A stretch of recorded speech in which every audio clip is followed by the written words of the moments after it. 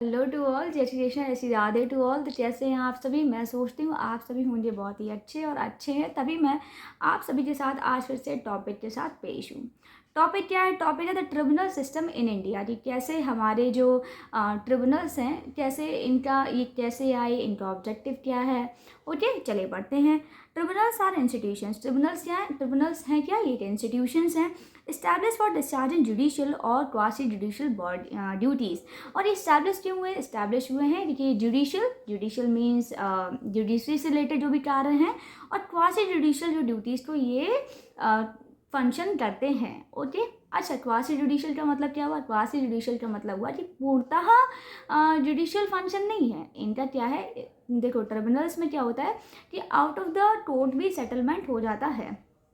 काफ़ी सारे तरीके होते हैं, तो प्रॉपर एक जुडिशियल नहीं है ये, इसमें दोनों का मिक्सचर है। Okay, the objective may be to reduce case load of the judiciary और to bring in subject expertise for technical matter. अच्छा, ऑब्जेक्टिव क्या है इनका? ट्रिब्यूनल्स से फॉर्मेटिंग का, या ट्रिब्यूनल्स को क्यों लाया गया? तो ट्रिब्यूनल्स को इस वजह से लाया गया जिससे कि जो केस लोड है हमारे हिंदुस्तान की कोर्ट्स का, वो कम हो। और क्या है, एक एक्सपर्टीज़ आए। एक्सपर्टीज किसमें आए? टेक्निकल मैटर्स में। अच्छा, देखिए, एक चीज़ तो आपको माननी ही पड़ेगी कि जो टेक्नोलॉजी आई है इसने काफ़ी सारी चीज़ों को आसान कर दिया है।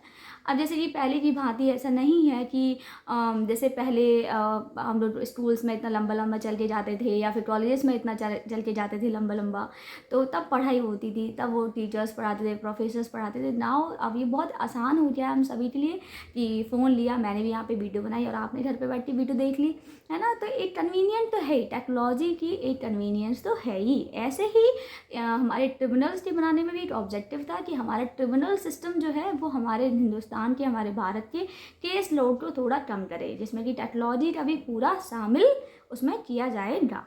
ठीक है, okay. The Supreme Court has ruled that tribunals, being quasi-judicial bodies, should have the same level of independence from the executive as the judiciary.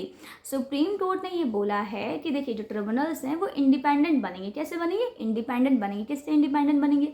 वो इंडिपेंडेंट बनेंगे एग्जीक्यूटिव से और जुडिशरी से। मतलब एग्जीक्यूटिव से हमारे कौन आते हैं? IAS IPS ऑफिसर्स आते हैं, और जुडिशरी में हमारे जजेस आते हैं। तो इसका मतलब क्या हुआ? इसका मतलब ये हुआ कि जैसे ट्रिब्यूनल्स के जो मेंबर्स हैं उनकी उनकी एज लिमिट, उनकी ड्यूरेशन, उनका सब कुछ जो है वो इंडिपेंडेंट होगा, एक अलग होगा हमारे एग्जीक्यूटिव से और जुडिशरी से।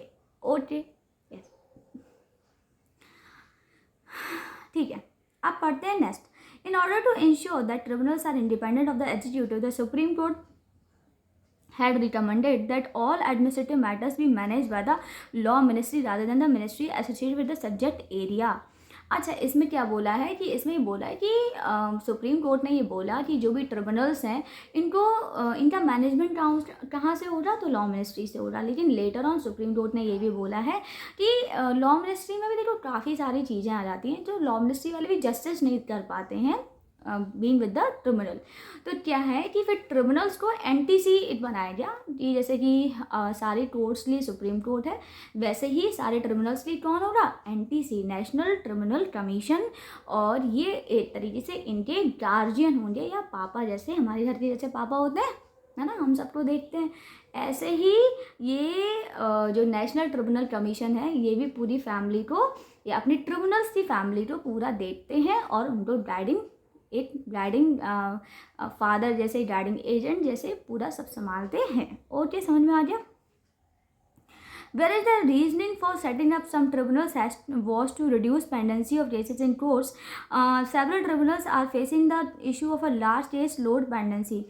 अब देखो क्या है कि रीजनिंग क्या थी कि जो ट्रिब्यूनल्स जो बनाया गया वो क्यों बनाया गया कि जिससे कि केस लोड जो है वो रिड्यूस हो, कोर्ट्स का केस लोड जो है वो रिड्यूस हो, क्योंकि सारी कोर्ट्स थी उनमें काफ़ी सारे केसेस आ रहे थे काफ़ी। देखिए, एक बात बताती हूँ आपको, यहाँ पर हमारा जो भारत देश है इसमें इतनी जनता है ना कि यहाँ पर कुछ ना कुछ वारदातें होती रहती हैं, कुछ ना कुछ होता ही रहता है।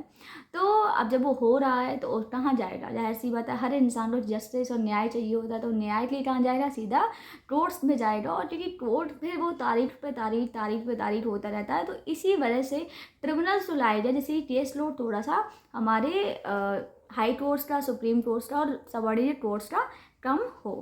ओके, नाउ अब हम पढ़ते हैं evolution of the tribunal system, कि कैसे हमारे भारत में ट्रिब्यूनल सिस्टम का एवोल्यूशन हुआ है। ट्रिब्यूनल्स आर जुडिशियल और quasi judicial institution establish by law. कैसे हैं ट्रिब्यूनल्स जो हैं वो जुडिशियल मीन्स आपको मैंने बता ही दिया। क्वासी जुडिशियल एक इंस्टीट्यूशन है जो कि लॉ ने बनाया है। Currently, tribunals have been created both as substitute for high courts and as subordinate to high court। अच्छा, एक बात बताती हूँ आपको कि जो ट्रिब्यूनल्स को कैसे लिया जाए कि सब्स्टिट्यूट का मतलब आप समझ रहे हैं कि आपके पास पियर्स का साबुन, जैसे फॉर एग्जांपल एक कोई व्यक्ति है जो कि पियर्स का साबुन इस्तेमाल करता है, लेकिन उसी घर में पियर्स का साबुन ख़त्म हो गया है, तो अब उसने डव का साबुन रखा है, उसको इस्तेमाल कर लिया। तो ऐसे ही जो ट्रिब्यूनल्स हैं वो भी ऐसे ही बताया गया है कि ट्रिब्यूनल्स भी हाई कोर्ट के सब्स्टिट्यूट है। आप समझ रहे हो? आप अगर हाई कोर्ट नहीं जाना चाहते हो तो आप ट्रिब्यूनल के पास चले जाइए। समझ आ गई आपको? यस। अब सबॉर्डिनेट टू हाई कोर्ट का मतलब क्या होता है? हाई कोर्ट से नीचे हैं, है ना। अब जैसे कि अब मानिए कि लक्स साबुन है ना, कोई किसी को पियर्स पसंद है तो पियर्स से नीचे कौन हुआ? फिर लक्स हुआ। तो ऐसे वो सबॉर्डिनेट है। आप समझ रहे हो? समझ रहे होंगे कि वो हाई कोर्ट के सबॉर्डिनेट है, राइट। हाई कोर्ट से ऊपर नहीं है, हाई कोर्ट से नीचे ही है। तो जिसको पियर्स पसंद है तो उसके लिए क्या हो रहा है? उसको तो पियर्स ही पसंद आएगा, तो उसके लिए लक्स क्या हुआ? सबॉर्डिनेट हुआ, है ना। चलिए अब पढ़ते हैं structure of Indian tribunal system. Structure क्या है इंडियन ट्रिब्यूनल सिस्टम का? तो कंपोजिशन ऑफ ट्रिब्यूनल, कैसे हमारे ट्रिब्यूनल्स को कंपोज किया जाता है ना। कंपोजिशन क्या है? तो Supreme Court has noted that the members of a tribunal may be selected from departments of the central government as well as from various other fields of expertise. तो Supreme Court ने क्या बोला है कि supreme Court ने ये बोला है कि जो भी ट्रिब्यूनल में जो भी मेंबर्स बनेंगे वो कहाँ से बनेंगे? वो सेंट्रल गवर्नमेंट के जो विभिन्न फील्ड ऑफ एक्सपर्टीज़ हैं, जैसे कि लॉ मिनिस्ट्री है, वहाँ पे काफ़ी सारी मिनिस्ट्रीज़ होती हैं। कौन कौन सी मिनिस्ट्रीज़ होती हैं? लॉ मिनिस्ट्री है, रेल की मिनिस्ट्री है, तो काफ़ी सारी इनकी जो मिनिस्ट्रीज़ हैं वहाँ से जो एक्सपर्ट लोग हैं वो उठाए जाएंगे और उठाकर कहाँ रखे जाएंगे? ट्रिब्यूनल्स के मेंबर्स बनाए जाएंगे। The presence of expert members, technical members, along with judicial members, is a key feature of tribunals, which distinguishes them from traditional courts। अच्छा, क्या है कि जो presence of expert members क्या है? अच्छा बताती हूँ। जो टेक्निकल मेंबर्स हैं, राइट, जो टेक्निकल मेंबर्स हैं, जो जुडिशियल मेंबर्स हैं, इनकी प्रेजेंस से ना, इनकी प्रेजेंस से क्या है कि जो ट्रेडिशनल कोर्स से ये इनको विभिन्न बनाते हैं। अब आप समझिए कैसे? ऐसे कि क्योंकि देखिए एक बंदा है जो कि आईटी के फील्ड में बड़ा एक्सपर्ट है, राइट। आईटी की फील्ड की उसको बढ़िया सी जानकारी है, आईआईटीएन निकल रहा है बिल्कुल बढ़िया से, और जाके उसको क्या किया? उसको वो सेंट्रल गवर्नमेंट में किसी डिपार्टमेंट में था, मानिए। अब वो जब किसी डिपार्टमेंट में था, अब उसको लेकर सीधा ट्रिब्यूनल में रख दिया कि भाई अब तुम बहुत बढ़िया टेक्निकल मेंबर हो, तुम इस ट्रिब्यूनल में रहोगे।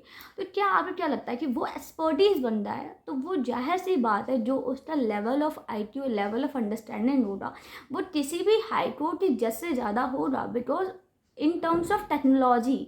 यहाँ मैं सिर्फ टेक्नोलॉजी की बात कर रही हूँ, नॉलेज की बात नहीं कर रही हूँ, उनके एक्सपीरियंस की बात नहीं कर रही हूँ। सिर्फ टेक्नोलॉजी वाइज जो बंदा है वो ज़्यादा एक्सपर्टीज़ उसके पास होगी। तो जब एक्सपर्टीज़ होगी तो वहाँ पे जो एक अवार्ड आता है ट्रिब्यूनल से, जो जजमेंट आती है, तो वो जाहिर सी बात है रैपिड होगी या कहीं ना कहीं डिफरेंट होगी, राइट। ठीक है। Only person with judicial background, such as judges of the High Court and lawyers with the prescribed experience who are eligible for appointment as High Court judges, may be considered for appointment as judicial member. अच्छा, अब judicial member कौन बनेगा? Judicial member वो बनेंगे जो कि high court के कौन है, हाई कोर्ट के जजेस हैं, जो रिस्पेक्टेड हमारे वकील हैं, तो वो हमारे सारे जुडिशल मेंबर बनने के लिए एलिजिबल होंगे। तो आपको मैं मोटा मोटा ये बताऊँ, जो टेक्निकल मेंबर्स बनते हैं ट्रिब्यूनल्स में वो काफ़ी एक्सपर्टीज होती है उनके पास, और जो जुडिशल मेंबर्स बनते हैं ट्रिब्यूनल्स में वो भी काफ़ी एक्सपर्टीज होते हैं। किसमें? लॉ में। वो लॉयर्स होते हैं बड़े बड़े, वो जुडिशल जजेस होते हैं बड़े बड़े, हाई कोर्ट के, सुप्रीम कोर्ट से, राइट, है ना। तो वही जलवा होता है जजेस का, वकील्स का, है ना। No one can beat them, है ना। Yes. The Tribunal Reform Rationalization and Conditions of Service Ordinance 2021 has abolished 9 tribunals and transferred their functions to High Court. Okay, ये आपके लिए इतना इम्पोर्टेंट नहीं है तो नहीं बता रहे। इसमें ये बताया गया है कि काफ़ी सारे ट्रिब्यूनल्स को यहाँ पे इन्होंने हाई कोर्ट में ट्रांसफ़र कर दिया है। This is not relevant for you guys. Again, appeals from tribunals usually lie with the concern high court, और however some laws specify that appeals will be heard by the Supreme Court. Yes, देखो, चलो आपको बता देती हूँ।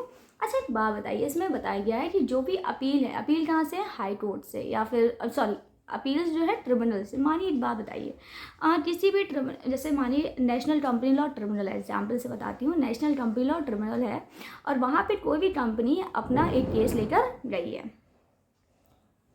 NCLT ने अपना judgement दे दिया, NCLT ने अपना सारा बता दिया, लेकिन फिर भी वो जो व्यक्ति है, वो जो कंपनी है, वो सेटिस्फाइड नहीं है कि यार हमारा ना तो सही नहीं है, मुझे ना सही नहीं लग रहा, ये जो NCLT ने मुझे वर्डिक्ट दिया है वो मुझे तो सही नहीं लगा। तो कहाँ जाएगी NCLT? अब जो व्यक्ति है, जो कंपनी है, अब वो जाएंगे हाई कोर्ट या सुप्रीम कोर्ट। तो बेसिकली अपील जो होती है ट्रिब्यूनल कोर्ट की, ट्रिब्यूनल से, वो जाती है हाई कोर्ट और सुप्रीम कोर्ट में। चलिए, काफ़ी सारी होती हैं, एक दो की मैं आपको नाम बता देती हूँ, नेम ऑफ ट्रिब्यूनल, जैसे कि इंडस्ट्रियल ट्रिब्यूनल है। और इंडस्ट्रियल ट्रिब्यूनल को कौन सा एक्ट गवर्न करता है? वो करता है द इंडस्ट्रियल डिस्प्यूट एक्ट 1947। और इनका एपेलेट कोर्ट कौन है? High court. दैट मीन्स अगर इंडस्ट्रियल ट्रिब्यूनल ने कोई भी एक वर्डिक्ट दिया है, कोई बात या उनके जजमेंट हुआ है, और अगर व्यक्ति सेटिस्फाइड नहीं है तो फिर उसके बाद वो सीधा जाएगा हाई कोर्ट में। यस, काफ़ी सारे ट्रिब्यूनल्स हैं। और नेशनल ग्रीन ट्रिब्यूनल है, आपने सुना होगा, NGT, और इसका जो एक्ट है वो the national green tribunal act है 2010, और इसकी अपील्स जाती हैं सीधा सीधा सुप्रीम कोर्ट में। आपने NGT का सुना होगा, NGT में जितने भी ये एनवायरनमेंट से रिलेटेड जो भी केसेस होते हैं, जैसे वन विवाद वाले जो केसेस हैं, जो भी डिफॉरेस्टेशन और ये जो भी हमारे पर्यावरण को जो नुकसान पहुंचा रहे हैं, वो सारे NGT में जाते हैं। और फिर अगर व्यक्ति सेटिस्फाइड नहीं है तो फिर उसके बाद वो जाएगा सुप्रीम कोर्ट में। चलिए जी, आज का ये ट्रिब्यूनल सिस्टम हुआ ख़त्म, और मैं सोचती हूँ आपको मेरी वीडियो बहुत पसंद आई होगी। और चलिए, जय श्री कृष्णा, जय श्री राधे, और do subscribe and like my channel. Comment कीजिए, बताइए क्या और कर सकती हूँ मैं नया, और क्या और अच्छे से एक्सप्लेन कर सकती हूँ, है ना, क्योंकि बिकॉज मेरे लिए there is always a room for improvement. तो चलिए, बाय बाय।